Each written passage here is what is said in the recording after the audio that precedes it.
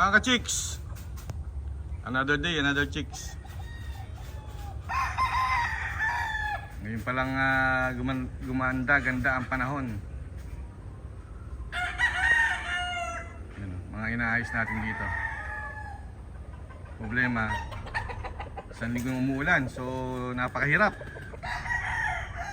Ano mga ginagawa nyo pag naghahanda kayo ng manok, mga ka-chicks? Pag walang tigil ang ulan, hirap, di ba? So dapat hindi nababasa, lalo na't malapit na yung exam. Dapat hindi nababasa yung mga estudyante natin. Yan, nandito ngayon tayo, no? Asmin Game Farm. Nga pala, ito gumawa tayo ng hospital. Ayan, no? Bagong hospital natin. So nilagay natin dito sa may gradas, mas malamig para mas malapit yung sampahan ng mga inaayos natin. Especially pag umuulan, no? Yan. Meron silang sampahan. Hanggat maaari, iwasan natin na mabasa, no? Yung ating mga estudyante. Yan, pagka walang tigil na ulan, pwede nyo isampa o kaya ilimber dito sa gradas. So yan, ganda. Hospital and keeping natin. So siyam na butas yan. Marami-raming malalagay natin. Marami tayong inaayos ngayon. So mas maganda meron tayong ganyan. Marami tayong sampahan. Meron pa rin sa likod.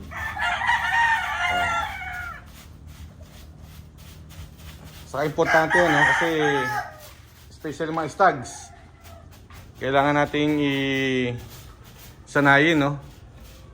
Sa sampahan. Kasama yan sa training. Kailangan sasanay sila sa sampahan para ang purpose, pag sinampan natin sa sa kakao, sa sabungan, sila, nakakatulog o kalma lang sila, no? Hindi nagwawala. So kailangan sanay ang manok sa sampahan, especially mga stags, mga bago-bagong stags natin na sasabak sa examination. Okay? Yun lang mga ka-idol, mga ka-chicks. Nga pala yung yung ating live broadcast sa September 12 po yon, mga ka-chicks. Hindi September 12, 8 PM. May mga nalilito pa eh. Shoutout sa iyo, Ron Jeric. Kala niya sa nung isang araw, no? So September 12, 8 PM, kita-kita tayo mga ka-chicks. Yun lang, no? So mag-aayos pa kami rito. Mabuhay po tayong lahat. God bless and thumbs up. See you at my next video.